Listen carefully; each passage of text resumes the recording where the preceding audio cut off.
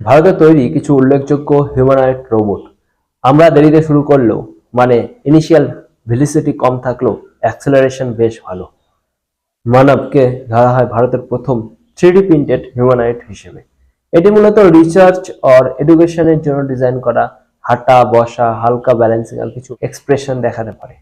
মিত্রা হচ্ছে এক ধরনের conversation robot.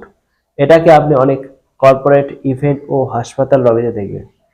Face recognition, voice interaction আর ক্লাউড কানেক্টেড সার্ভিস ব্যবহার করে এটি ভিজিটারদের গাইড করে, তথ্য দেয়, এমনকি স্মল টকও করতে পারে।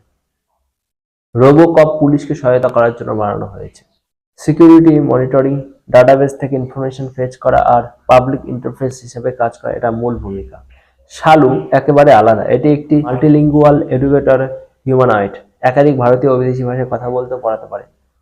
ফলে স্কুলের ডেমো ক্লাসে এটিকে শিক্ষক সহায়ক হিসেবে ব্যবহার করা হয়। ইন্দ্রকে বলা হয় ভারতের সবচেয়ে লম্বা হিউম্যানয়েড।